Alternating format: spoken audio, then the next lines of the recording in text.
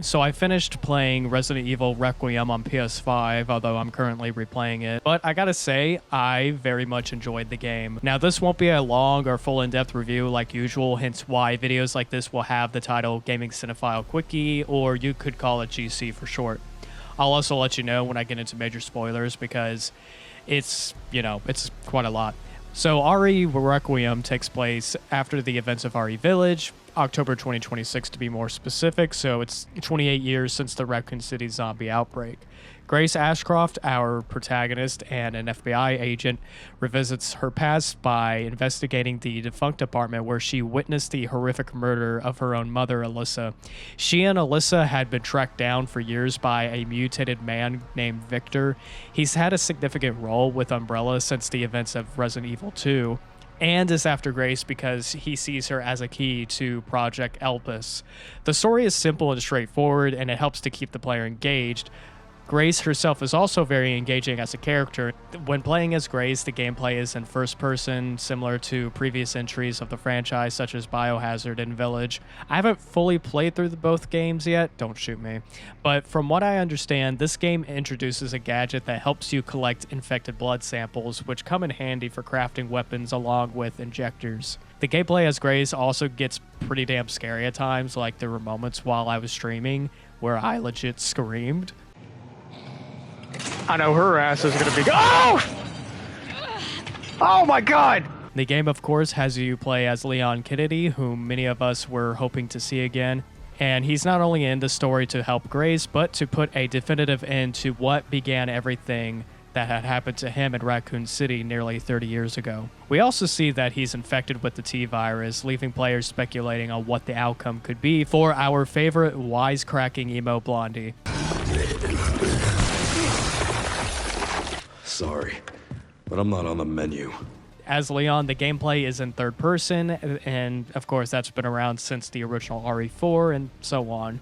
And damn, the action gameplay is just so good. I love the use of the chainsaws that you get on occasions, and of course the use of the axe, especially when parrying against weapons or attacks from enemy NPCs. The game does a damn good job blending in both gameplay elements along with intense horror and action thrills, while also leaving you the option to switch perspective for both characters.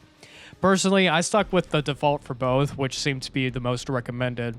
Alright, so I'm going to go ahead and get into major spoilers, so skip to this time code to avoid it. It's kind of hard for me not to talk more about this game without the spoilers, so I'm not joking. Just, the game is worth getting, play it for yourself. Ready? Alright. So it's revealed that Grace was a test subject of Spencer and the template for clones of her, for lack of better phrasing. Funny enough, I kept referencing Star Wars Attack of the Clones. But anyway, Zeno, who I assumed is a clone of Wesker, tries to convince Grace to work with him, and this occurred right after Emily, who was a child clone of Grace, was presumably dead after a horrific mutation. I gotta say, moments like this really hit for me, and I totally understood why Grace had to give in, given that the grief that she was feeling for Emily. There's moments in the game that get pretty emotional, and damn it, I cried seeing Leon get killed by Zeno. So the bad ending is essentially destroying Elpis, but it leads to not only the death of Zeno, but also Leon, with Grace escaping. The good ending, and if you pay attention to the recordings Grace watched prior, Spencer had so much remorse for his creations and Umbrella despite his ambitions. But he did see Grace as hope and a chance for his mistakes to be undone. Therefore, releasing Elpis revealed that it was actually an antiviral serum. This cures Leon and takes away Zeno's powers. Victor comes back as the final boss. Victor was very much the main antagonist, and Zeno was more so a pawn to his objective in fulfilling what he believed would finish what Spencer started decades ago. The boss fight with Victor was pretty cool, and I don't know why I just called him Monster Rock. I guess because of the PS1 Spider-Man game that I played.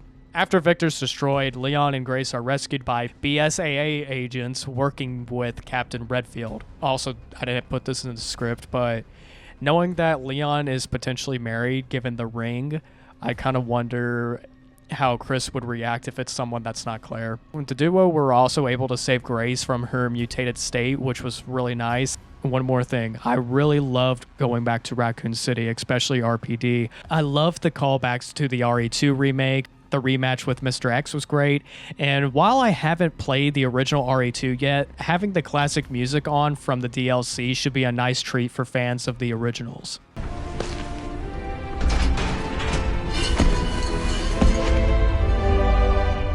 Fuck me.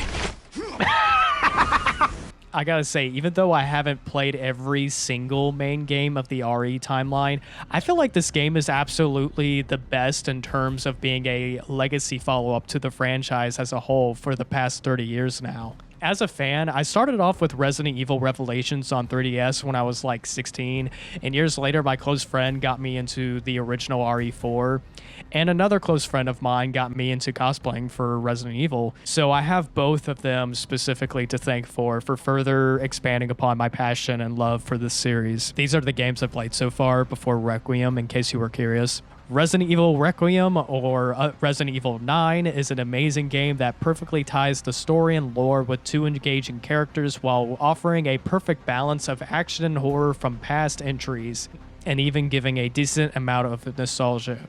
9 out of 10.